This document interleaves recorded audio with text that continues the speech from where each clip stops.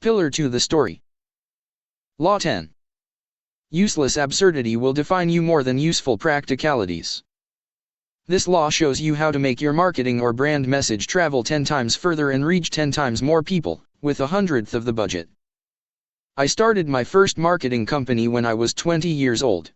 The business grew faster than my experience could possibly have handled. In a year after founding the company, I accepted a $300,000 investment from our biggest client. When you give an inexperienced 20-year-old first-time CEO a lot of money, more money than they've ever seen in their life, there's a chance they might do something really stupid with it. And that's a fitting description of exactly what happened. I took out a 10-year lease on a gigantic 15,000 square foot warehouse in Manchester, in the north of England, large enough to accommodate hundreds of employees, but there were 10 of us. Before I had even purchased desks for my team to work on, I had built a mezzanine floor and installed a gaming room so that we could play video games. Uninspired by the prospect of using stairs to exit the gaming room, I decided to spend £13,000 on an enormous blue slide with a big ball pool at the bottom. By the time the desks arrived, I had installed a basketball hoop, a fully stocked bar, beer taps, a massive tree right in the middle of the office, and several other immature fittings. Over the next few years, even though the average age of our employees was just 21, the company became the most publicized, the most mentioned, the fastest growing and the most disruptive in its industry. Our sales grew by more than 200% per year, on average, for several years in a row. Our clients were the world's biggest brands, and our workforce swelled to more than 500 people by my 25th birthday. And the most fascinating part of this story is that we never had a sales team. We didn't need a sales team because we had a massive blue slide. I know this sounds crazy, like hyperbole and exaggeration, but genuinely, the single biggest driver of our media publicity for the first few years of our existence was that gigantic blue slide. Every major press title that wrote about us, every TV channel, every blog that mentioned us always referenced, joked about or focused in on the massive blue slide. By my company's 3rd birthday, it had been photographed by journalists hundreds of times, and so many journalists had asked me to pose lying in the ball pool for their stories that it had become a running joke in our office. The minute a journalist would arrive at reception to interview me, someone in the office would shout, "Get in the ball pool," at me, without fail. The BBC, BuzzFeed, Vice News, Channel 4, Channel 5, ITV, Forbes, GQ, The Guardian, The Telegraph, The Financial Times, they all queued up to come to our office, to cover our story and to interview us, and the headline image of the story nearly always featured a picture of that big blue slide. In one BBC story they called our office the coolest in the country, and when Vice came to make a documentary about us, the crew spent most of their time shooting the ball pool and big blue slide from different angles. In hindsight, our entire founding team all agree, one of the best financial decisions, albeit stupid, unintended, and immature, that we made, was spending £13,000 of our investment on that big blue slide. Admittedly, I only saw the slide used a handful of times in the 7 years that I ran the company, but the slide's usefulness should never have been measured on its intended purpose, but rather on its effectiveness as a marketing message. The slide screamed something about us to the world. It said, "This company is different, this company is young, this company is disruptive, and this company is innovative." It communicated that message louder and more convincingly than any marketing campaign we ever crafted. If a picture paints 1,000 words, our big blue slide wrote an entire book, and that book is a story of our values, who we are, what we believe and how we behave. I'm absolutely not telling you to go and blow your money on a big blue slide, but I am telling you that your public story will be defined not by all the useful practical things that you do, in many cases, not even by the products that you sell, but by the useless absurdity that your brand is associated with. My friend recently joined a gym in London called Third Space. Third Space is arguably the largest high-end gym in London, spanning 3 pristine floors. In an attempt to get me to join, he said, "You should come, it's so good, they even have a 100-foot climbing wall in the entrance." Did you see what he did there? He did what everyone does. He didn't mention their hundreds of useful exercise machines, the incredibly useful weight racks or the very useful changing rooms. He sold me the gym based on the most absurd quality it possesses. And I must be honest, it worked. I've now been a member of that gym for more than a year, and in that year, I have never, not once, seen anyone go anywhere near the 100-foot climbing wall. But when you hear that a gym has a 100-foot climbing wall, your subconscious mind thinks, if the gym has a 100-foot climbing wall, then they must have everything. Or if a gym has 100-foot climbing wall, it must be huge. Or if you're Gen Z or a millennial, if a gym has a 100-foot climbing wall, they must have so many other fun, crazy things that I can take a picture of and upload to social media. A brand's publicity is defined more by its useless absurdity than its useful practicalities. The most absurd thing about you says everything about you. Tesla's marketing strategy is absurdity. In a fraction of the time that it's taken some of their competitors, Tesla has become one of the world's best-selling car companies. The Tesla Model Y is the best-selling car in Europe, and the Tesla Model 3 is one of the best-selling luxury vehicles in the United States. Tesla's advertising budget is $0. Like my marketing agency didn't need a sales team and my gym probably doesn't need a marketing team, Tesla doesn't need to advertise because it's a brand driven and defined by its absurdity. It is riddled with intentionally absurd features to make its customers, the media, and the public at large talk, laugh and spread the word about the car. Whereas most car companies have named their driving modes Comfort, Standard, and Sport, Tesla has amusingly embraced the power of absurdity by calling theirs insane, ludicrous, and ludicrous plus. In 2019, Tesla's got a new karaoke function which allows owners to turn their car into a karaoke machine, and in 2015, Tesla famously released a bioweapon defense mode, which protects the driver from bioweapons. They introduced an arcade mode which turns the car into an arcade on wheels. They installed Easter eggs, hidden features that the driver has to find, which include making the car look like Santa's sleigh, turning the road ahead into a rainbow, and even a farting mode that causes the car to produce fart sounds from any passenger seat in the car. All these things sound immature and stupid, like my big blue slide, but when you delve into the social listening data, these absurd features produce more conversations than the useful features of all of their key competitors combined. People have no incentive to think, talk or write about things that maintain the status quo, but they have a tremendous incentive to share absurd things that mock it, tear it down and laugh in the face of it. Beer showers helped make BrewDog billions. BrewDog, the indie brewery, became the fastest growing beer brand in the UK in 2019. They too have been in operation for far less time than most of their rivals, and they have a fraction of the marketing budget of some of their global competitors, some 2 centuries old or more. But once again, this financial disadvantage hasn't inhibited their marketing reach, because their strategy, for better or for worse, intentionally evokes the power of absurdity in spreading their message. When they launched the BrewDog hotel chain in 2021, they installed beer fridges inside every shower so that customers can guzzle beer as they wash. I'm pretty sure nobody, at least no sane person, is going to use it, but a quick Google Images search shows that a significant number of photos of the hotels contain a picture of the beer fridge in the shower. The most absurd thing about the brand is saying everything about the brand.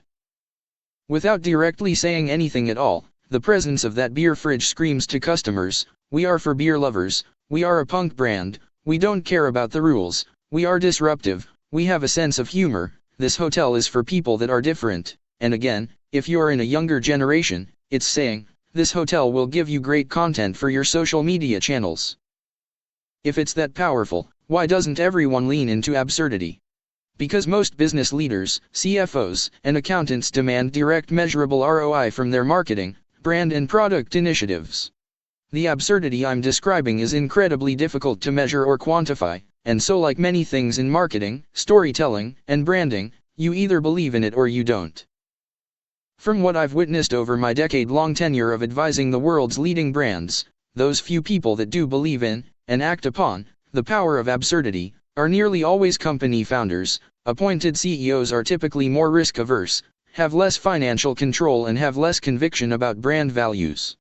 Their marketing dollar nearly always goes 10 times further than their rivals, and they always seem to outpace the rest of their industry over the long term. Most importantly, they're just more fun people to work with. If you look around you, you'll notice that the most powerful brand storytelling leverages the power of absurdity, illogicality, costliness, inefficiency and nonsensicality, because convention, similarity and rationality, for all their usefulness, convey no message about who you are and who you aren't. Meaning is conveyed by the things we do that are not in our own short-term self-interest, by the costs that we incur and the risks we take. Rory Sutherland, Vice Chairman of the Ogilvy Advertising Group. The law, useless absurdity will define you more than useful practicalities. You will be known for the most absurd things you do. Those absurd things will do the job of saying everything about you, and you won't have to say anything at all. Absurdity is more effective and more fun, but it's not for the faint-hearted, it's for the risk-taker, the idiot, and the genius. Normality is ignored. Absurdity sells. Law 11. Avoid wallpaper at all costs. This law will teach you the science of grabbing people's attention in everything you write, speak, and produce. It's the underlying secret of all of the world's most famous storytellers, marketers, and creators. I'm going to have to cut my arm off. For 6 days, Aron Ralston kept himself alive with fierce determination, awe-inspiring hope, and a powerful innate human survival tool, which we all have built into our system, that allowed him to tune out of the extreme pain he was experiencing for long enough to cut his own arm off his body. On a spring day in 2003, Ralston drove alone to Moab, Utah, to mountain bike the dramatic Slick Rock Trail and spend a few days solo climbing canyons in preparation for ascending Alaska's Denali, formerly known as Mount McKinley, later in the year. He climbed into Blue John Canyon on April 26, and 5 miles in came to a section where huge boulders were wedged between the walls of the canyon. As he slowly worked his way through, he dislodged an 800-pound rock, which slid down and crushed his right hand against the canyon wall. Not only was his hand reduced to a bloody mess, but he couldn't move the boulder. He was stuck. He hadn't told anyone where he was, had only brought with him a pouch of water and a few snack bars, and wouldn't be declared missing for days. Ralston was trapped. After an agonizing period of trying to free his trapped arm and going through disbelief, shock, and despair, he finally composed himself. The cheap multi-use pocket knife that he'd brought with him was his only conceivable path to freedom. Over the next few days, he attempted to chip away at the boulder, to no avail. He then tried to chip away at the canyon wall, again, to no avail. Time was running out. He had started with 3 liters of water and now he was down to 1. As he recalls, I was over the pain, I was over the fear, but I couldn't get over my body's need for water. Ralston had been imprisoned in the canyon for 5 days. With no other option, he resolved to do the unthinkable. With his free hand he assembled his things, took a deep breath, and set about cutting off his arm. He stared momentarily at the dirty blade of his pocket knife, and then plunged it into his trapped arm. The amputation took over an hour, and it worked. He was conscious, he was alive, and he was now free. Exhausted and blood-stained but overcome with relief and adrenaline, he made his way back out of the canyon. After 6 miles, he was met by some tourists who led him to safety. It is striking that in Ralston's own book, and in the film 127 Hours, which portrays his ordeal, just how curiously unemotional, focused and calm he was about his predicament. Everything else, the pain, the thought of rescue, the accident itself, recedes. "I'm taking action," he said. This, while an extreme example, highlights one of the many inbuilt survival tools of the human brain, its ability to tune out information that it doesn't consider to be relevant, so that we can focus on the new and unfamiliar information that is more important for our survival and well-being, even, as in Ralston's case, if that information comes in the form of inconceivable pain, a dire situation or feelings of hopelessness. When describing parts of his injuries, Ralston remarked in his book, "Perhaps the strangest thing is that I didn't feel pain from the injury. So many other things were wrong with my circumstances that it wasn't important enough to warrant my brain's attention." What Ralston is describing is the incredible psychological phenomenon of habituation. Habituation. Habituation is an inbuilt neurological device that helps us to focus on what matters, and tune out of things that our brain doesn't need to focus on. Holocaust survivor Elie Wiesel, who was imprisoned in Auschwitz and Buchenwald concentration camps during the Second World War, described how he and his fellow prisoners were exposed to the constant threat of violence and death, as well as the horrific sounds and ghastly smells of the camps. As they spent more time in the camps, their brains underwent habituation, becoming desensitized to the dangers, the sounds, the smells and other hardships they faced. Pavel Fiskal,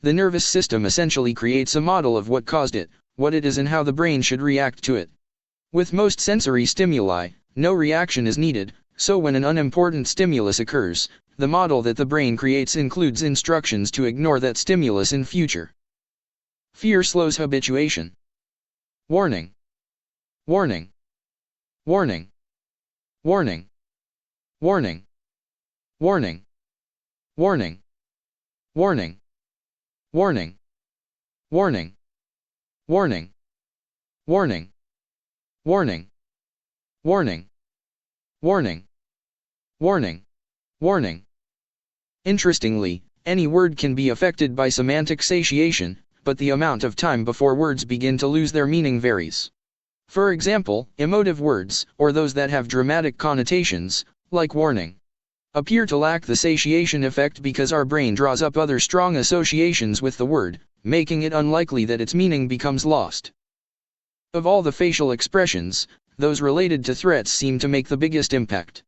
For obvious, survival-orientated reasons, it's important for us to distinguish a threatened face from a calm face. Even at just 7 months old, babies have been shown to pay more attention to fearful faces when compared with neutral and happy faces. Having A/B tested more than 200 YouTube thumbnails across my YouTube channel over the last 2 years, I've consistently found that the more animated, threatening or scary the face on the thumbnail, the more clicks the video will get. Neutral faces, which the brain has become attuned to ignore and deems wallpaper, perform significantly worse in terms of clicks, across all channels. You become habituated to music and sound. Over the years, Leon James showed that semantic satiation is more than just something that has an impact on things we read, it's at work on every sight, scent, and sound in our life. If you've got a cat or dog, you may have noticed how easily they seem to fall asleep while you're watching Netflix, talking or blasting music. This is due to the same process of habituation. In one study, a loud sound was played to a sleeping cat, and the cat immediately woke up. But as the sound was played more and more, the cat took a little longer to wake up each time, until it just remained sleeping. However, if the tone was varied slightly, the cat was immediately awake. James also explored this phenomenon in music. He found that the songs that made it into pop charts the fastest, and thus were played on the radio more often, were also the ones that fell out of the charts the fastest. They had reached habituation. While the songs that slowly climbed the charts to the top spots dropped away just as slowly, fading away versus burning out. With this notion in mind, one might understandably wonder why we like to listen to a song more than once. This question brings me to another psychological phenomenon called the mere exposure effect, referring to the tendency of people to develop a preference for things or people that are more familiar to them, because of repeated exposure. In a 1968 experiment conducted by social psychologist Robert Zajonc, participants were exposed to a variety of nonsense words, each presented either 1, 2, 5, 10, or 25 times. Participants rated words they had heard 5, 10, and 25 times as more positive than the ones with 1 or 2 exposures. The mere exposure effect has since been proven in several further experiments. So if new things grab our attention, but we like things when they're familiar, is it possible that there's an optimal level of exposure to something, where it's both new enough to engage our brain, but old enough for us to like it? The answer is yes, and scientists call it the optimal level of exposure. Creating products that hit that sweet spot of new enough to grab the brain's attention, but familiar enough to be loved is the plight of most record labels and producers. This is why they will create several remixes of a hit song, why new artists sample old school classics, and why most songs have familiar riffs, sounds and melodies. We become habituated to smells. Your brain habituates to smells too. The reason why people often ask the friend stood next to them if they smell is because receptors in their nostrils have become habituated. They can no longer smell their own stench, and signals are no longer being sent from their nasal receptors to their brain. If you've ever sampled perfumes in rapid succession, you'll be familiar with this phenomenon. Perfume sellers will sometimes prompt you to smell coffee beans between samples in an attempt to reduce the effects of this nasal habituation. In one habituation study, researchers gave people a bedroom air freshener that dispensed a strong but pleasant pine-like smell, in an equal quantity, every day for 3 weeks. Researchers remarked that, every day, the participants became less sensitive to the odor, and they would increasingly ask us, "Are you sure it's still working?" Habituation and semantic satiation. In marketing, there's irony in the fact that I spent so long reading research on the term semantic satiation, literally thousands of articles, studies, and videos, that the term slowly lost its meaning and became wallpaper in my mind. On several occasions, while writing and researching this law, I had to stop to double and then triple check I was using the right phrase, because my brain had seemingly become numb, desensitized, and unfamiliar with it. Similarly, marketers are rethinking their sales ploys thanks to the new research on this concept. One timely example is what people are calling Black Friday numbness. Thanks to tremendous overuse, Black Friday is no longer the valuable hook it once was. We've repeated it so much that for many, the term has become as indistinct as the wallpaper in their bedroom. In marketing, any word or phrase that is effective will eventually be exploited, abused and disempowered. Author and journalist Zachary Petit said. Another interesting example can be the word revolution. In 1995, a journalist colleague of mine and I took up a project after noticing the frequency of the word revolution/revolutionary in press ads. We scanned various editions of a newspaper from 1950 till 1995. Our findings indicated that the word revolution was only sparsely used till the late 1960s, mainly for actual political revolutions. However, by the late 1960s, the word was frequently repeated by both left and right mainstream political parties, and even youth groups. Then in a mid-1970s edition of the newspaper, we came across a press ad of a furniture brand that claimed its office chairs were made with revolutionary Swedish technology. After that we came across ad after ad for electronics, medicines, chocolates, milk, cooking oils, and detergent brands, all claiming that they were revolutionary. A couple of decades later, the word revolution had been used so often that it lost its meaning, both politically and from a marketing standpoint. Its power had effectively vanished. Bypassing the habituation filter. Here's a secret that I would like you to keep to yourself in order to avoid the exploitation, overuse, and disempowerment of the words. When I launched my podcast The Diary of a CEO on YouTube, we were generating millions of monthly views to the channel, but about 70% of those that watched the podcast frequently didn't subscribe. In a lazy attempt to get them to subscribe, I added the phrase, "Please like and subscribe," to my introduction, which is the phrase that every YouTube creator I've ever watched adopts.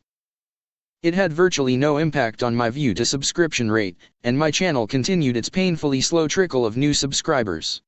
Thinking more deeply about why this might be, I hypothesized that because the phrase, "like and subscribe," is the default call to action for all creators, maybe viewers' brains had habituated to it. Maybe that phrase is so overused, they didn't even hear me saying it. I crafted a new phrase based on the laws of habituation. In the opening seconds of my YouTube videos, I said, 74% of you that watch this channel frequently do not subscribe. This is so specific, revealing and thought-provoking that the brain pays attention to it, bypassing the habituation filter. If you've ever enjoyed our videos, please could you do me a favor, and hit the subscribe button. This is a call to reciprocity, a psychological phenomenon that shows people will do something for you if they feel you've done something for them. It helps this channel more than you know, and the bigger the channel gets, the bigger the guests get.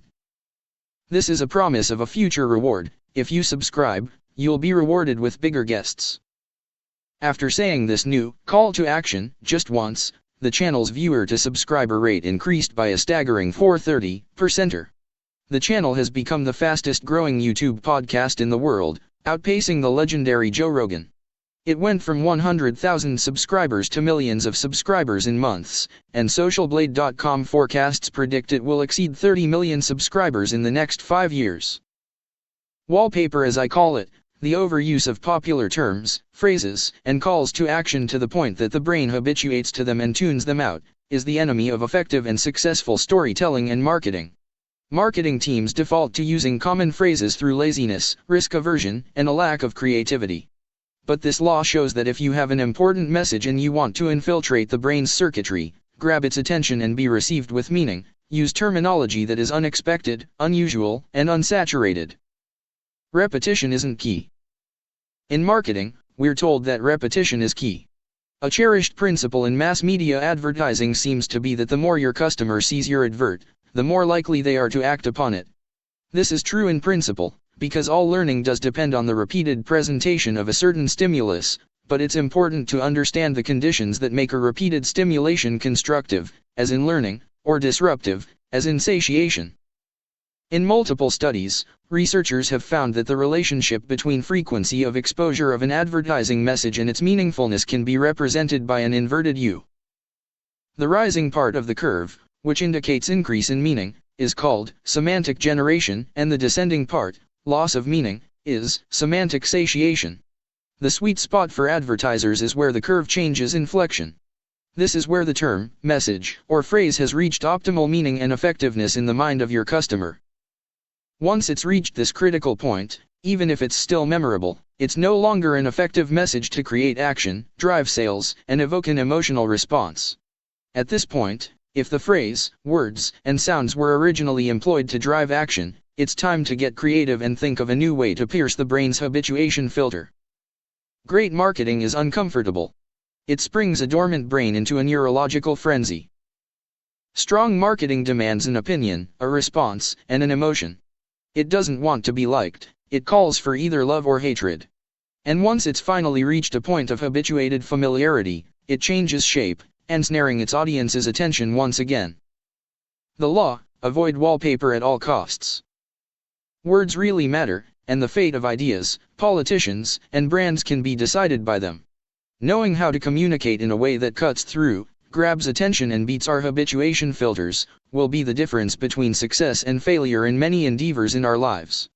Your brain has a profound prehistoric survival tool, its habituation filter, which allows it to adapt to and tune out of even the most unthinkably painful, annoying or smelly stimulus.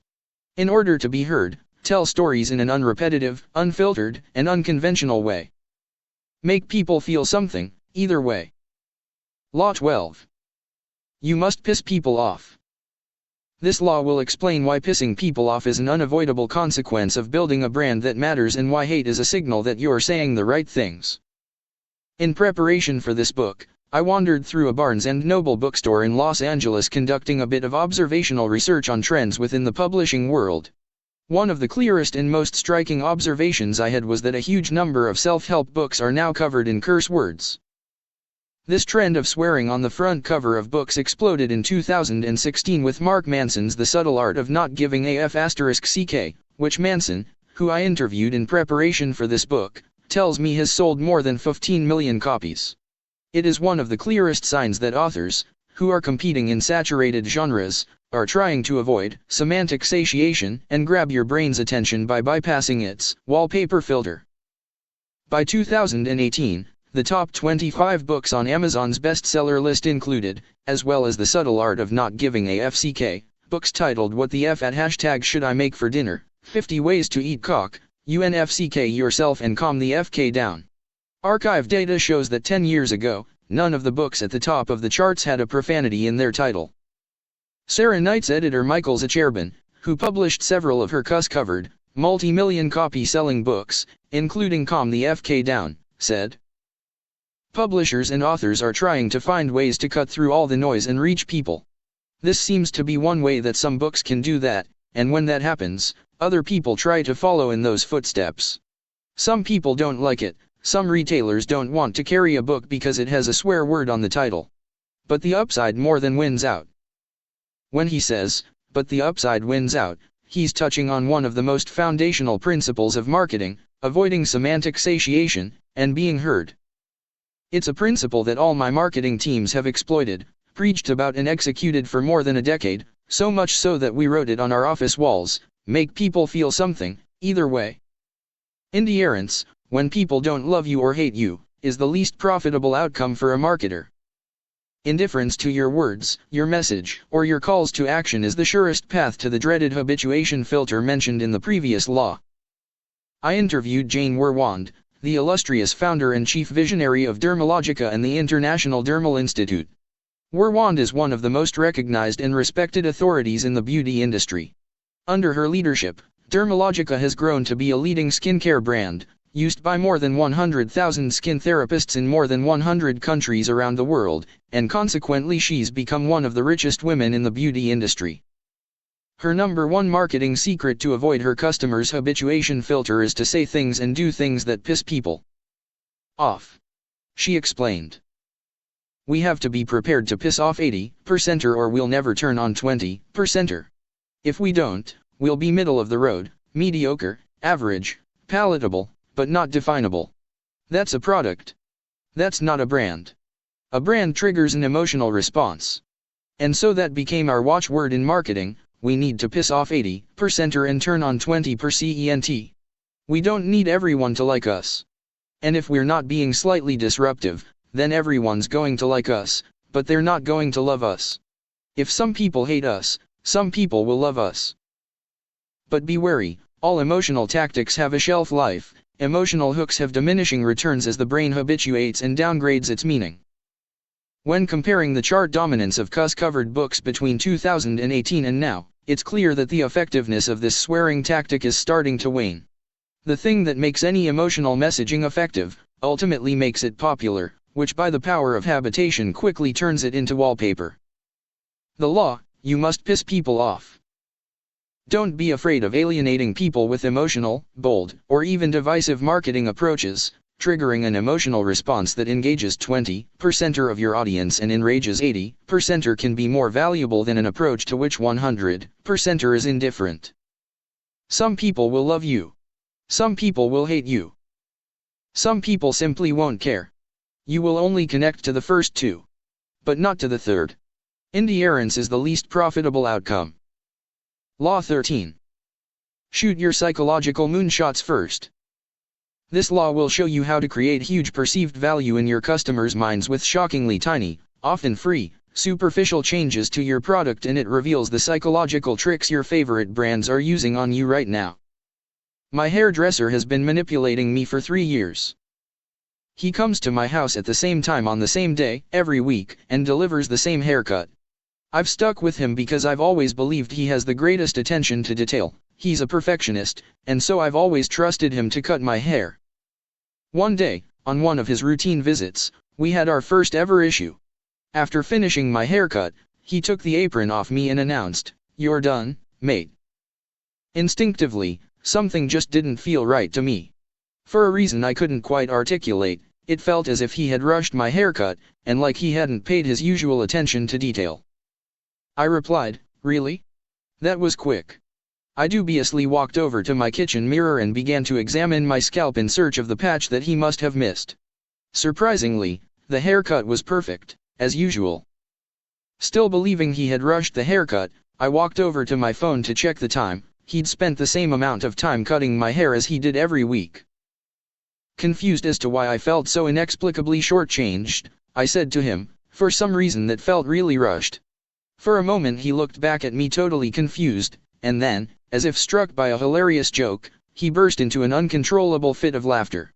My bad, mate, because we were talking so much, I forget to do my end of trim routine," he explained. End of trim routine? He went on to tell me about a psychological trick he calls one last snip, which he's been using on me and all his clients for the last 10 years. He said he's noticed that clients always feel like he's done a better job if at the end of the haircut he pretends to inspect their finished haircut before doing one last, fictitious, snip. So at the end of every haircut, including all of my previous haircuts, he's done an end of trim routine that involves turning off the electrical hair clippers, taking a long pause, walking around the client as if inspecting their hair closely, and then pretending to do one tiny final snip on their hair, before announcing that he's done. Today, he had simply forgotten this little routine, and I had instinctively felt it. I felt that my haircut was worse, rushed or negligent because he had simply forgotten a 10-second psychological trick which had subconsciously convinced me he has tremendous attention to detail. In reality, his one last snip trick does nothing to improve my hair. He admitted he doesn't even cut any hair during this routine, but it does a lot to improve my perception that he's done a thorough job. This is the power of a psychological moonshot, a term coined by Ogilvy's Rory Sutherland. A psychological moonshot is a relatively small investment that drastically improves the perception of something. Psychological moonshots prove that it's nearly always cheaper, easier, and more effective to invest in perception than reality. Uber is a psychological moonshot. What if you could request one on your phone? That's the question Travis Kalanick and Garrett Kemp asked each other one freezing night in Paris. They were over from the United States for a tech conference, waiting endlessly for a cab, experiencing a misery many of us will be familiar with, not knowing if, or when, your cab is coming sucks. The simple question they asked that night, born from uncertainty and frustration, would lead to the creation of Uber, now the default taxi app for more than 100 million people every month, in 600 cities and 65 countries. In high-stress situations, when we're late for a flight, a meeting, or an event, every second feels like a minute, every minute feels like an hour, and every hour feels like a day. The feelings of angst this scenario creates is one we can all relate to. This is the awful anxiety of customer uncertainty. Reducing their customers' psychological friction became Uber's key challenge, and so they launched an entire in-house team of behavioral, data, scientists, psychologists, and neuroscientists in what would be called Uber Labs.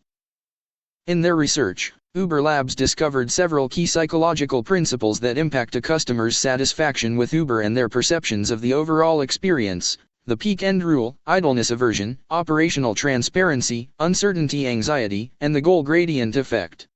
Understanding these 5 powerful psychological forces allowed Uber to completely redesign an entire industry and create a business valued at $120 billion. The peak end rule, the 2 moments that matter most. The peak end rule is a cognitive bias that describes how people remember an experience or event. Simply put, we judge an experience according to how we felt at its peak and at its end, rather than by some perfectly aggregated average of every moment of it. Crucially, this applies to both good and bad experiences. Businesses and brands take note: customers will judge their entire experience on just 2 moments, the best, or worst, part, and the end.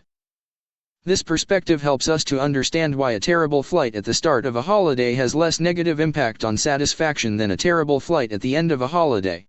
Why a wonderful dinner can be tainted by a surprise surcharge on the bill, and why a 2-minute disagreement at the end of a positive date night with your spouse will taint your memory of the whole evening.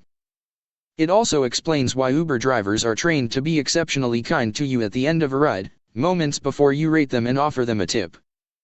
Idleness aversion, our need for justifiable busyness. Uber Labs cited research that people who are busy are happier than people who are idle, even if they are not busy of their own volition, i.e., you've coerced them into some activity. In fact, even a false justification, a spurious reason, can motivate people to action, such as our appetite for distraction and activity. The implications of this research are that many of the goals we pursue are really just excuses to keep ourselves busy. For Uber, this meant that if they could keep waiting customers busy by giving them something to watch or to engage with, those customers would be significantly happier, and less likely to cancel rides. Instead of merely letting users know what time their driver was due, the Uber Labs team installed several engaging animations, including a moving car on a map that gives customers something to watch while they wait, in an effort to avoid idle unhappiness.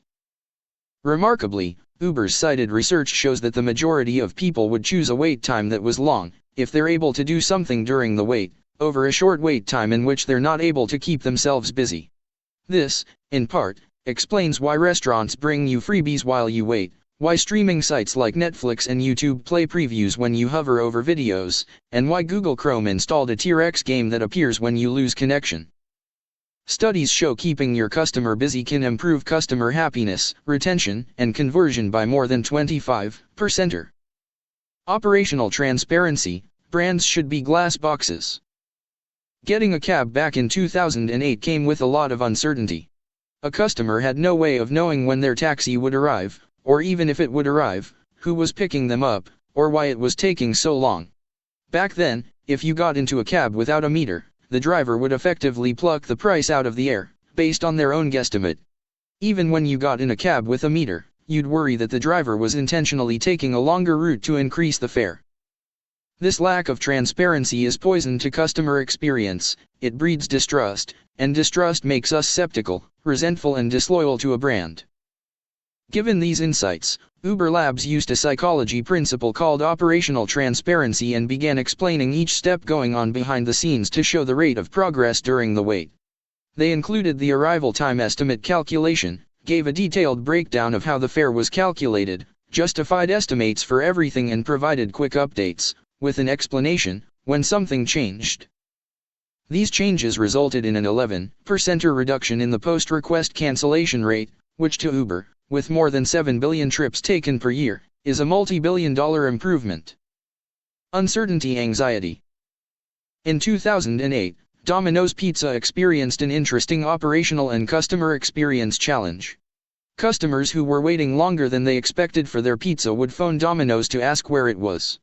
The whole process of pizza making would then be interrupted, because the person making the pizza would be asked why there was a delay by the person who'd answered the phone, and the customer would ultimately be given a vague and uncertain answer.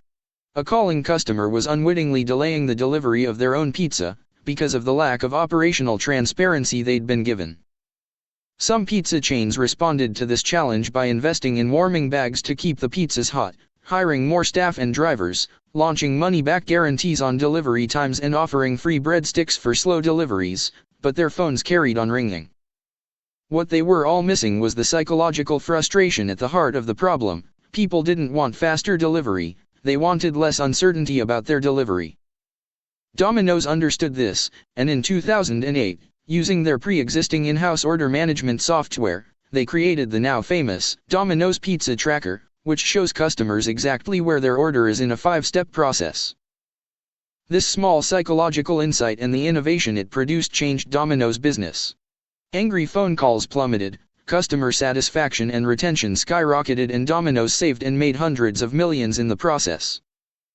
Research published in the journal Nature showed that it's less psychologically stressful to know something negative is about to happen, example our pizza is going to be 30 minutes late, than to be left in uncertainty, example we have no idea where the late pizza is. That's because the area of our brain that tries to anticipate consequences is most fired up when we're faced with uncertainty, it's on edge. As Rory Sutherland explains in his book Alchemy, a delayed alert on your scheduled flight is much more mentally irritating than a delayed 50 minutes alert.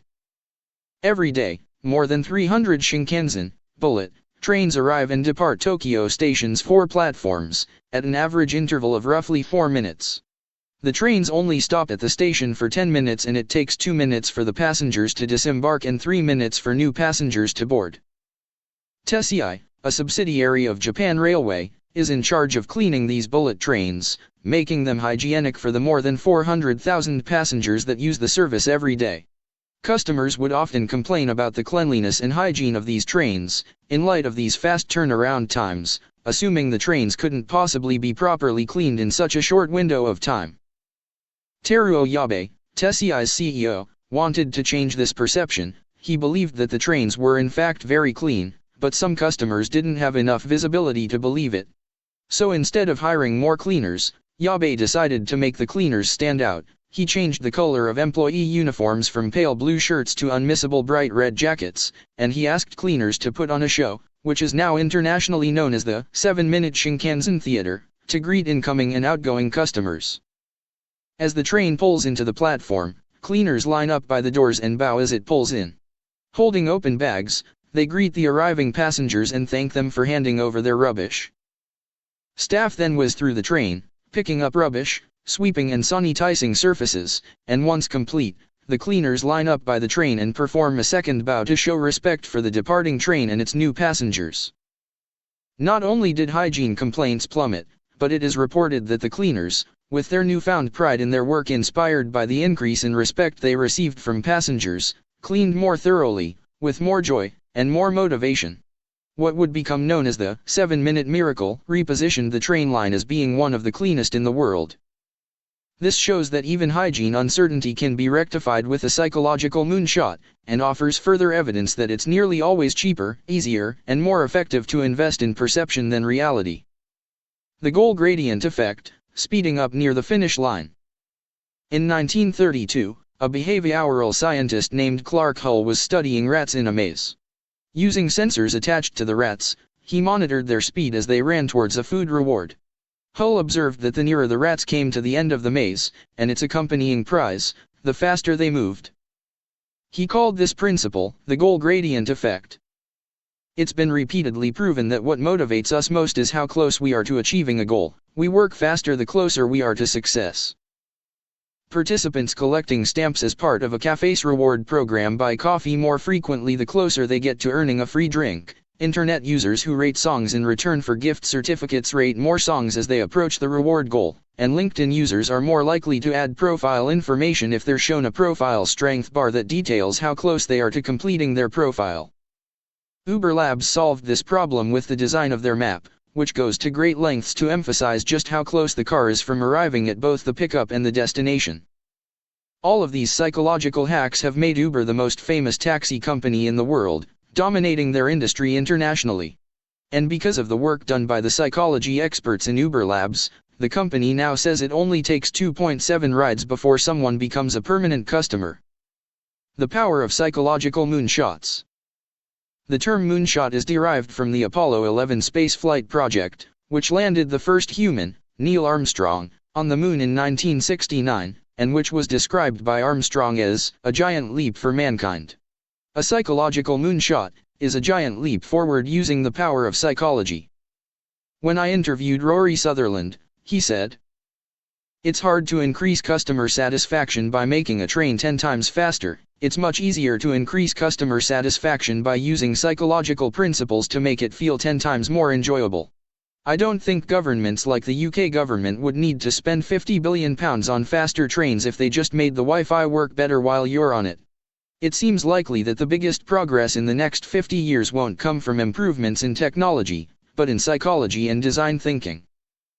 Remarkably, the close button in most lifts doesn't actually work. Lift doors are designed to close after a certain amount of time, for safety and legal reasons. According to Karen P. Nafeel, former executive director of National Elevator Industry Incorporated, the riding public cannot make elevator doors close any faster. But this illusionary placebo creates the impression of control, decreases uncertainty, makes you feel safer, and in doing so increases customer satisfaction. Some hand soap manufacturers put menthol, peppermint, or eucalyptus in their products solely for the purpose of producing a tingling effect on your hands, which creates a powerful psychological effect, also seen in medicine and supplements, that something is working because you can feel it. McDonald's recently deployed their own psychological moonshots, installing self-service kiosks and large screens that show where orders are in the process, and giving customers tickets once they've placed an order, leveraging the goal gradient effect, and diminishing uncertainty, wait times and frustration in the process. This change produced a series of moonshot-sized results for the brand.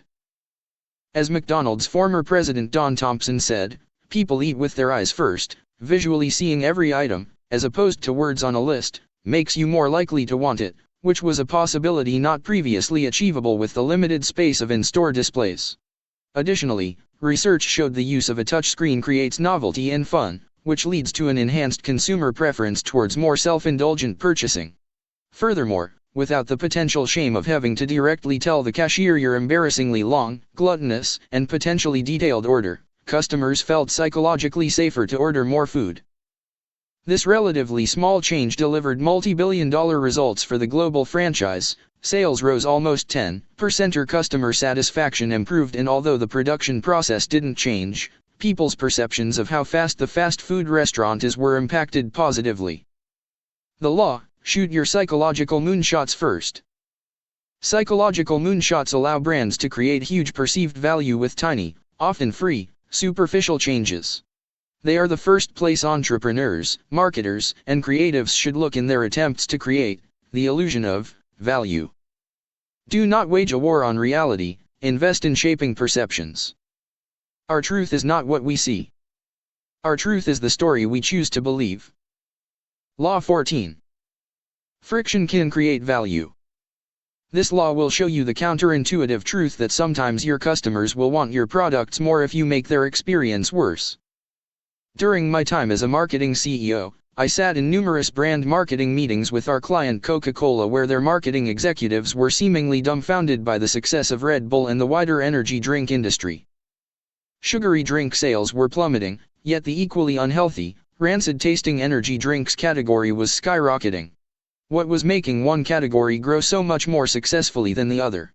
Our research revealed that customers in different categories had different expectations, and with different expectations come different psychological moonshots.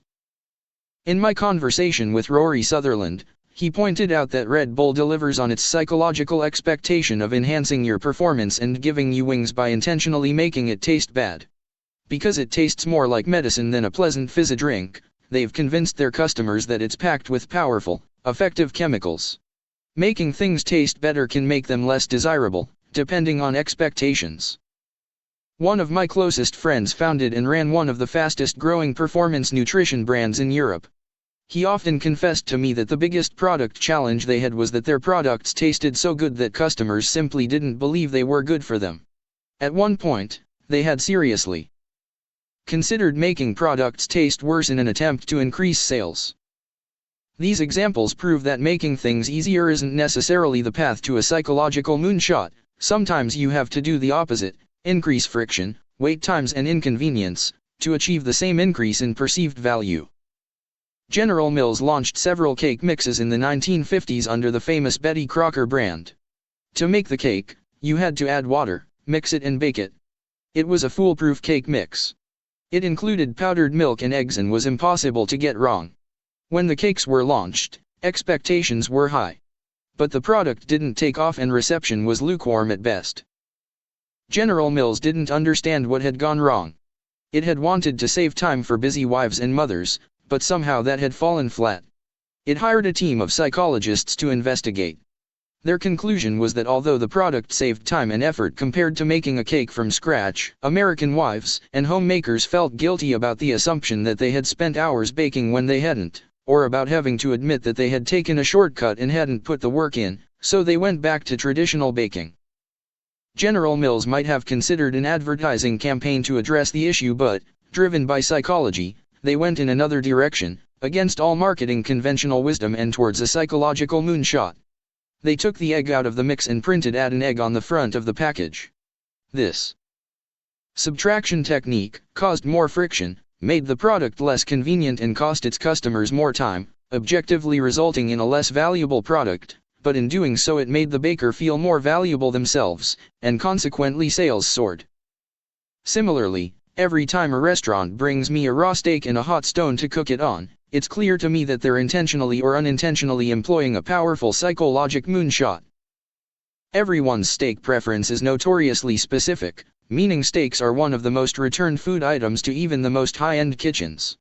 It appears illogical that asking a customer to cook their own food might increase their satisfaction and perception of value of the overall experience, but that's precisely what happens when a hot stone is presented.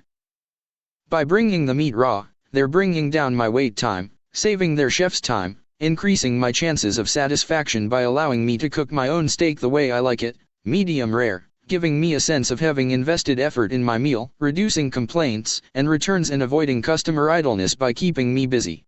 In this psychological moonshot, operational transparency, idleness aversion, and the goal gradient effect are all at work at the same time.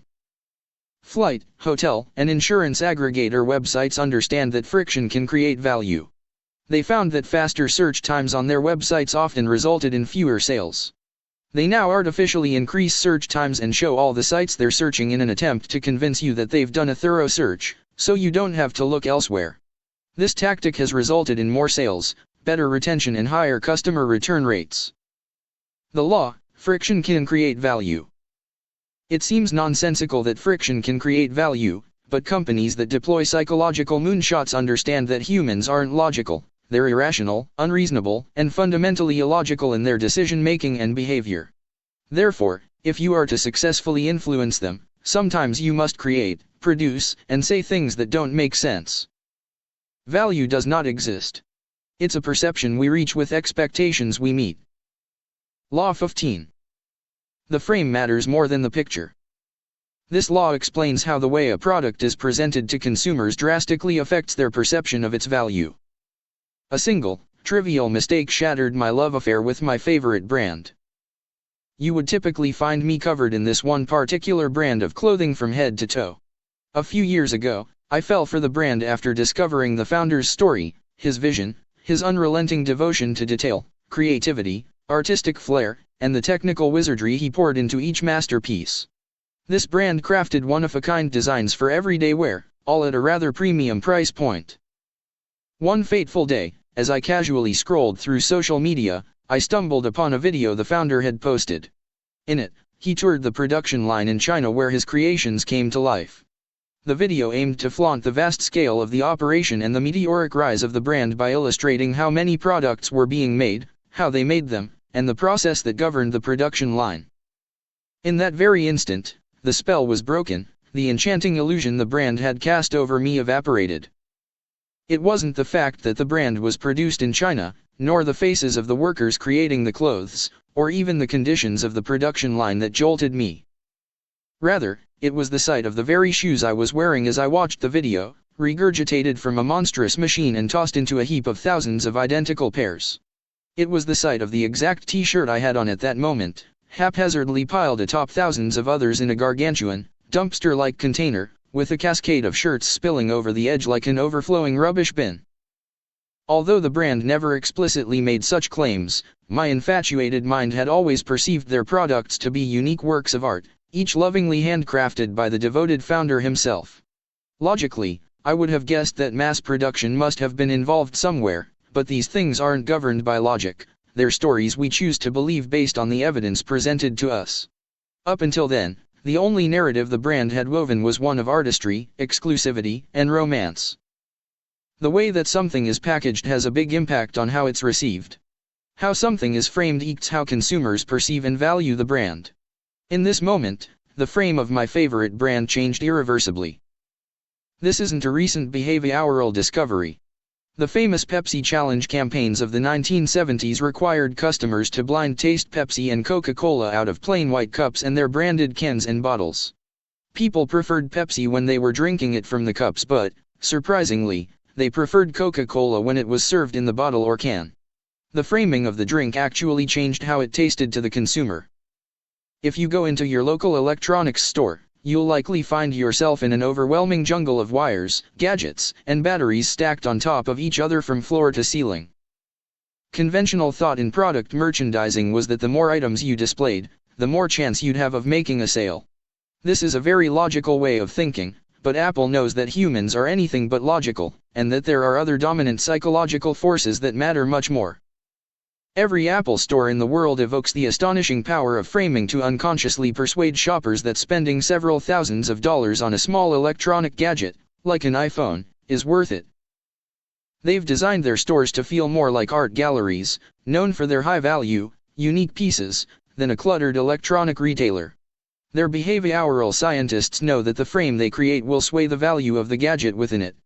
By displaying only a small quantity of their items, they evoke the power of scarcity, a form of framing, which dictates that demand, and therefore the perceived value of a product, is increased when supply appears limited.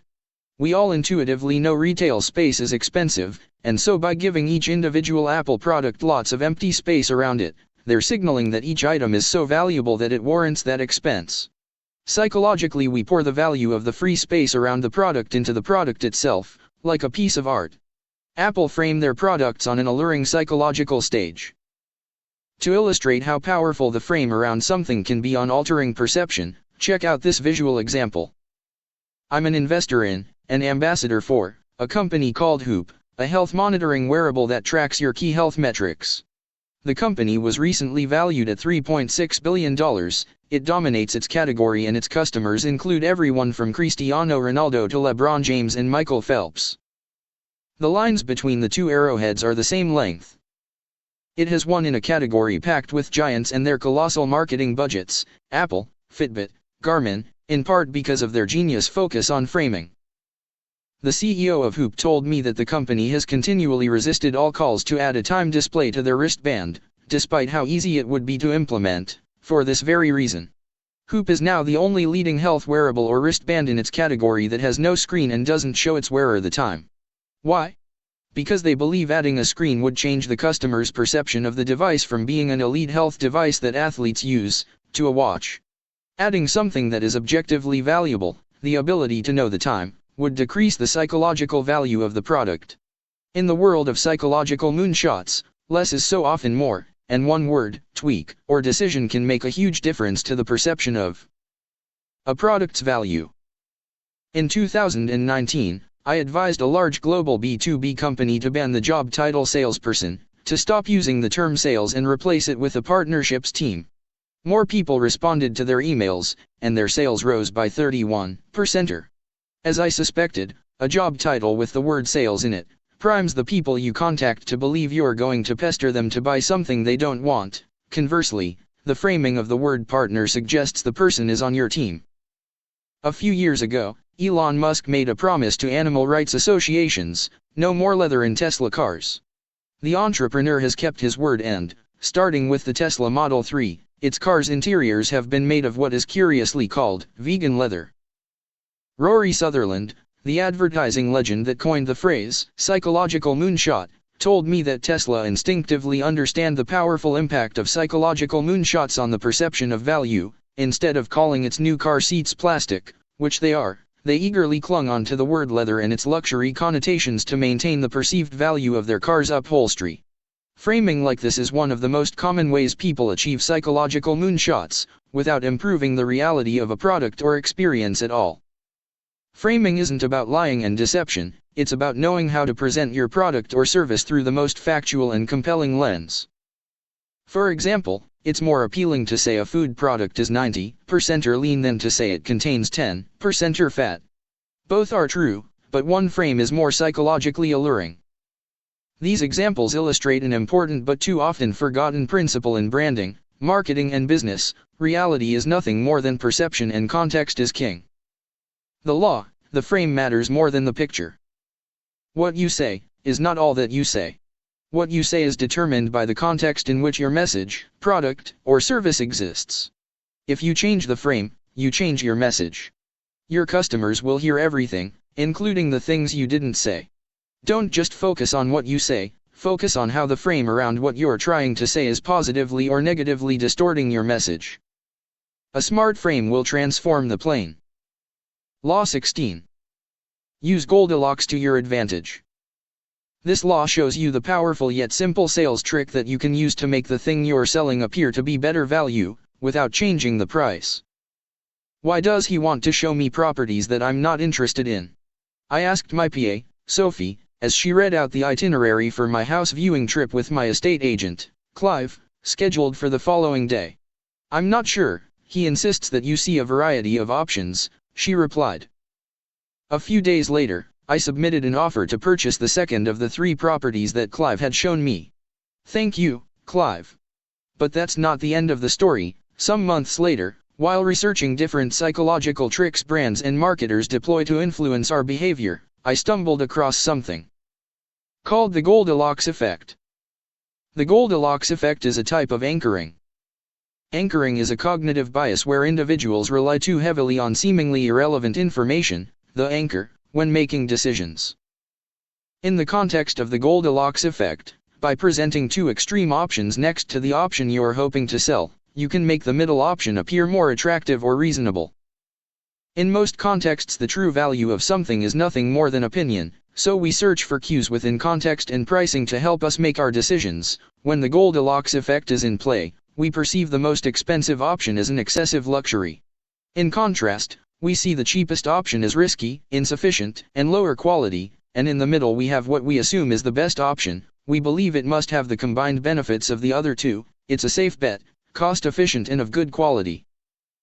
Reflecting on the property viewings I'd had with Clive, I realized that I had only asked him to show me the second property, but he had insisted on showing me 3. The first property he showed me was far too small and arguably overpriced. The second property was spacious and only slightly more expensive than the first, while the third property was extremely expensive, in the same area, and seemed to be vastly overpriced. Like a puppet under Clive's control, I, of course, instantly chose to make an offer on the second property. Curious to know if Clive had intentionally manipulated me, I sent him a text asking if he was familiar with the Goldilocks effect. He replied first with a laughing face and a wink, and then went on to say, "Never show people only one option." Crafty hashtag at $%. Clive isn't the only person, brand, or organization using the Goldilocks effect to influence your behavior. Panasonic utilized it in 1992, by offering a $199.99 premium microwave as well as its existing microwaves at $179.99 and $109.99. Sales of what then became the mid-priced option, the $179.99 microwave, skyrocketed, which pushed Panasonic up to a 60% market share. An experiment asked participants to choose between an all-inclusive holiday to Paris or an all-inclusive holiday to Rome. Paris won. But then a second survey was run, this time adding an option for a holiday to Rome that's all-inclusive for everything except coffee. The totally all-inclusive deal to Rome wasn't just more popular than the version without coffee, it was also more popular than the all-inclusive trip to Paris. With little information provided, the brain will search for context cues about the value of the three options. The presence of the Rome without coffee option provides one such cue, and implies that the Rome trip is so valuable that they removed something from it, because it is such a good deal. To make the Goldilocks effect work, brands usually price the medium option higher than the lowest price, but far away from the most expensive price. For example, an airline selling return flights to New York would charge £800 for economy, £2,000 for business class and £8,000 for first class. Many customers will perceive the £2,000 ticket as the best value, even though it's clearly not the best price. Everything described in the psychological moonshot law serves to highlight a fundamental fallacy that drives how we tell stories and deliver experiences. We believe that we're rational. The cognitive dissonance created every time I tell you that your decisions don't make sense is evidence of that. So when we create marketing for others we assume they are too, and so we lean towards the hard work of improving reality, instead of the easier task of leveraging psychology. Our decisions aren't driven by sense, they're driven by the no sense created by social cues, irrational fear, and survival instincts. Great marketers, storytellers, and brand builders understand that pursuing a psychological moonshot isn't a malevolent, unethical or disingenuous undertaking. It's fair that these psychological perceptions work against you to create shortcuts to unfavorable perceptions, so it's also fair that you have a chance to use the same forces to turn these words, contexts, stigmas, and perceptions in your favor, creating shortcuts to a perception that allows the world to see a truer representation of the true beauty, value, and importance of the things you've created. All is fair in psychological moonshots. The law: use Goldilocks to your advantage.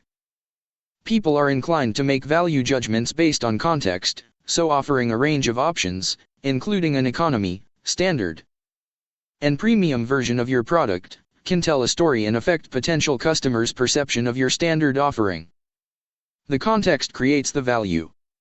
Law 17. Let them try and they will buy. This law reveals the easiest way to get someone to love a product instantly. "No, Uncle Stephen. It's mine," my niece exclaimed, her eyes brimming with tears, as I sheepishly asked her to return the Christmas present I had just given her. In the frenzy of wrapping presents for my entire family, including my niece and nephew, I had made the rookie mistake of neglecting to label each gift with the recipient's name. Consequently, I had inadvertently presented my niece with a toy figurine of Buzz Lightyear, my nephew's all-time favorite character. I was now on the verge of watching my nephew unwrap a present containing an Elsa doll, the apple of my niece's eye. The room fell silent as I fumbled for words, attempting to rectify the situation. My niece clutched Buzz Lightyear to her chest, her eyes narrowing with fierce determination. But, I stammered, "You see, there's been a tiny mix-up. Buzz is actually meant for your brother." The tension in the room was palpable as my niece's eyes darted between me and her treasured toy. My nephew, sensing the drama unfolding before him, froze mid-unwrapping, craning his neck to get a better view of the spectacle. I conceded defeat. "All right, you keep it." I wasn't prepared to negotiate with the steely resolve of a tearful 3-year-old girl. The drama simply wasn't worth it. To my surprise, my nephew, who had now unwrapped his brand new Elsa doll, seemed content too. He didn't complain, made no attempt to swap, and he clutched the doll with the same fondness that his sister held her new Buzz Lightyear toy. They both adored what they had been given, but I knew if I had given them both a choice in the toy shop, they would have opted for the other toy. This Christmas present wrapping blunder taught me a powerful psychological lesson about a phenomenon behavioral psychologists call the endowment effect. The endowment effect is a cognitive bias that causes people to overvalue an item simply because they own it, regardless of its objective value. In other words, individuals tend to be much more attached to items they believe they own than they are to similar objects they do not possess. This is a potent psychological trick that brands deploy on all of us, all the time. Apple is one such brand. Every store provides an interactive experience for customers, with all products displayed openly and touchable. Moreover, they insist that every device on the floor is plugged into a power supply, loaded with apps and connected to the internet, and they tilt all the screens to the exact same angle in order to attract more potential experiences. They rigorously train staff not to press customers to buy, ensured by the fact that floor staff don't earn sales commissions, or to ask customers to leave, thus offering an unlimited time to play with the products. In their one-to-one workshops, the aim is to empower the customer to find the solutions themselves. They do not touch the computer without the customer's permission. This might just sound like kindness or good manners, but I assure you it's something much more calculated. Apple is evoking the power of two subconscious psychological spells: the mere exposure effect we saw in Law 11, which increases a fondness for the product by increasing consumer exposure to the product, and the endowment effect, which increases a product's perceived value by giving a consumer possession of the product. Put simply, the mere exposure effect makes you like it more, and the endowment effect makes you value it more highly. Apple believes that creating an ownership experience is more powerful than driving a hard sell. The multisensory experiences built into Apple stores deliver exactly that. So powerful, in fact, that the Illinois State Attorney General's office issued a warning to holiday shoppers in 2003 to be careful of holding products as if they were their own when shopping. Although this warning sounds slightly bizarre, the basis of it is supported by 30 years of research. In a 2009 study conducted by the University of Wisconsin, groups of students were asked to evaluate two products, a Slinky toy and a mug. In the first experiment, one group was allowed to touch the items and the other group wasn't. In the next experiment, one group was allowed to imagine they owned the item, and the other group wasn't. Extraordinarily, touching the items or even just imagining you owned it increased the participants' value estimates. Apple's strategy of allowing customers to stay and play for an unlimited amount of time is also deliberate, based on further research that shows the longer a customer experiences the product, the greater their willingness to buy it. A global company with 400 locations, Build-A-Bear is centered on offering a highly multi-sensory, engaging and interactive experience. In the stores, children can choose, design and participate in the creation of their own stuffed animals in-store. Although Build-A-Bear is not a store, they call their locations workshops, and above every bear hangs a sign that evokes the mere exposure and endowment effects, to encourage the children to touch the bears, dress me, hug me, hear me, flu ff me, choose me. More evidence of the effects of ownership comes from a study in 1984, where researchers gifted participants either a lottery ticket or $2. Later, each of them was offered an opportunity to swap the lottery ticket for the money or the money for the lottery ticket. Only a few participants were willing to make the trade. How about in real-world conditions? Dan Ariely and Ziv Carmen from Duke University examined the endowment effect in everyday life. The most popular sport at Duke is basketball. There is not enough space at the court for all the people who want to watch the games. Consequently, the university created a randomized lottery system to distribute tickets to each game. Crucially, Carmen and Ariely conducted their experiment during the final round of the college basketball tournament March Madness, when the demand for tickets was higher than usual. The students surveyed by the economists all waited patiently on the university grounds in order to enter the lottery. After the lottery, the ticket winners were asked how much they would sell their tickets for if someone wanted to purchase them. Those who hadn't won a ticket were asked how much they would be willing to pay for a ticket. On average, those who didn't have a ticket said they would pay up to $175. Those who had won a ticket said they would not sell theirs for less than $2,400. So, those with tickets valued them nearly 14 times as much as those who didn't have them. The reason for our possessiveness. Possessiveness can be traced back thousands of years in human history and is still observed today in some of our primate cousins. In 2004, two economists conducted an experiment using chimpanzees, fruit juice ice lollies and nut butter inside a tube. The food was chosen specifically because it couldn't be eaten too quickly and would last long enough for the purpose of trading. When given a choice, 58% of the chimpanzees preferred the nut butter to the ice lollies. Unsurprisingly, of the chimpanzees who were given the nut butter, nearly 79% opted not to trade it for the ice lollies. But of the chimpanzees who were given the ice lollies, 58% refused to trade for the nut butter. The economists concluded that the endowment effect probably became rooted within humans early on in our evolution. But why were early humans so protective of what they had and reluctant to trade or pay for what they did not yet have? The answer seems that the risk associated with trading, particularly if the other party didn't act fairly, was a serious deterrent. Our ancestors had no reliable way of enforcing the conditions of a deal, so they reduced the price they were willing to pay for things, the value of the trade, to compensate for the risk of ending up with nothing or less than they should have got. The law, let them try and they will buy. Getting your product into customers' hands remains an incredibly powerful tool for salespeople, marketers, and brands. Next time you're trying to make someone love something and pay a good price for it, don't just tell them how great it is. Use the power of the endowment effect and take a page out of Apple's book. Let them touch it, play with it, test drive it and try it out. If you do, like my niece, they just might not want to give it back. Through the lens of ownership, the ordinary becomes the extraordinary. Law 18. Fight for the first 5 seconds. This law proves why in marketing, business, and sales, your success often depends on just 5 seconds. If you get those 5 seconds right, you'll succeed. If you don't, you'll fail. Awkward 10-second pause, staring ominously at the audience. This is exactly why you were expelled from school. You are incapable of sticking at anything you don't believe in. And you always think you know a better way.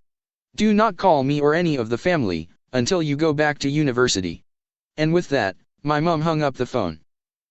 These 4 sentences are the first words I uttered on more than 300 stages, in every corner of the world, between 2015 and 2020. They are the very emotional words my mother said to me on the day I called her to tell her I was dropping out of university to start a company. I didn't introduce myself. I didn't say my name or the company I was presenting on behalf of.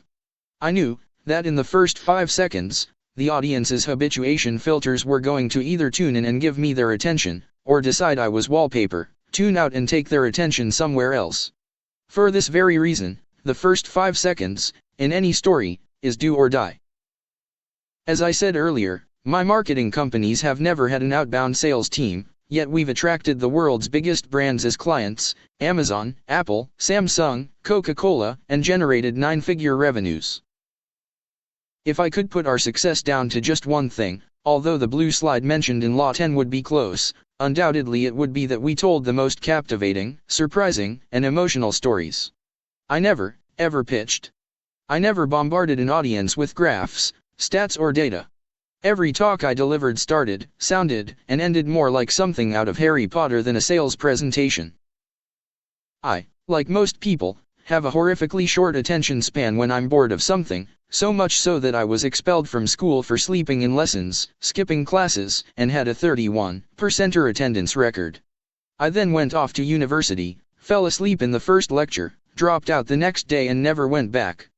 I think because of this, I've naturally always understood how important it is to tell stories that demand attention. Someone talking at me in a monotone voice for a prolonged period of time triggers my brain's snooze button.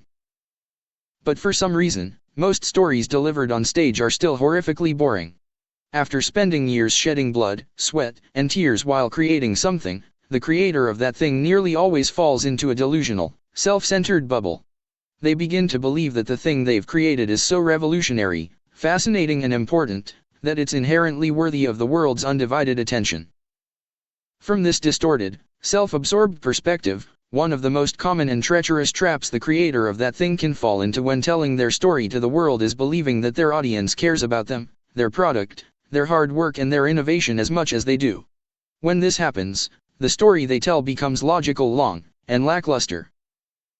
Conversely, when a storyteller understands that nobody, absolutely nobody, cares about them as much as they care about themselves, nobody cares that their toothpaste is a little mintier, their marketing agency is a little bolder or their clothing brand is a little more fitted, They tell captivating, emotional, punchy stories that leave you no choice but to commit your undivided attention to every word they say. MrBeast, if you're unfamiliar, is arguably the most famous YouTuber in the world. At the time of writing, he has over 150 million subscribers, he has 30 billion video views, and he's reportedly generating hundreds of millions of dollars from his videos every year. He's recently announced that he will become the first billionaire YouTuber, and I tend to believe him. How has he done it? In his own words, the first few seconds of every video is the most important. In the opening 5 seconds of every video he's made, he delivers what he calls a hook, a clear, compelling promise, explaining why you should watch the video, that bypasses your brain's habituation filter, makes you think WTF, and in doing so prevents the viewer from tuning out and clicking away. He says you shouldn't start with anything else, you shouldn't introduce yourself, over-explain anything, or even have the typical B-roll footage overlaid with music that most video creators opt for. He essentially screams a compelling promise in his audience's face, which holds their attention long enough for him to deliver upon that promise. Here are some examples of the first 5 seconds of his videos. Video 1, first 5 seconds. I recreated every single set from Squid Game in real life, and whichever one of these 456 people survives the longest, wins 456 grand. 350 million views. Video 2, first 5 seconds. I put 100 people inside of a giant circle, and whoever leaves the circle last wins $500,000. 250 million views. Video 3, first 5 seconds. I spent $2.5 million on this private jet and had 11 people put their hand on it. Whoever takes their hand off the jet last, wins the private jet. 100 million views. Over the last 10 years, I've become known for repeating one hypothetical scenario, over and over again. Whenever I'm faced with a marketing team that has regrettably fallen into that delusional self-centered bubble, when they've fallen into the trap of overestimating how much the world cares about them, I tell them this. Imagine, the customer you're trying to reach is called Jenny. Imagine right now, she's just left home for work, after a long sleepless night and an argument with her husband. Fuck, she's got a flat tire and has just broken down on the motorway in the pouring rain, she's now late for work, she's angry, she's tired, and she's time poor. She pulls out her phone on the side of the road to call the breakdown service, and the first thing she sees is your marketing message, your advert, your content. What would you have to say to her, in that moment, to get her to pay attention to you? To get her to click, to get her to buy. Whatever that message is, it's exactly what you need to say to all your customers, because if you can get Jenny, on the side of the road, in that situation, you'll get everyone else. When you're thinking about storytelling, cater to your most uninterested customer first.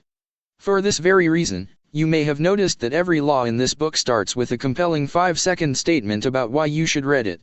I know most of you will skip sections of this book, but by making you a compelling promise in the first 5 seconds of each law, I imagine chapter retention increases by at least 25%, and in business, 25%, especially in areas with compounding returns, will completely change your trajectory.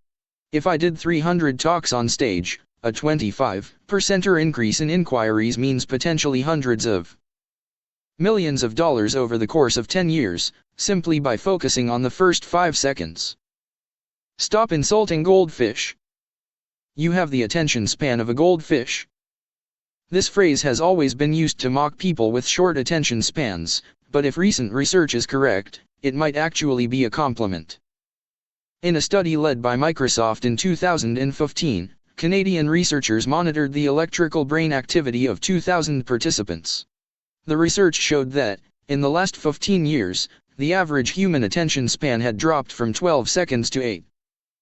To place this in perspective, it was reported in the same article that goldfish have an attention span of 9 seconds, 1 whole second longer than humans. So if someone ever compares your attention span to that of a goldfish, an appropriate response is now, in fact, thank you. We are increasingly distracted. On average, a NOS worker will pick up their phones more than 1,500 times per week, amounting to 3 hours and 16 minutes a day, and will check their email inbox 30 times every hour.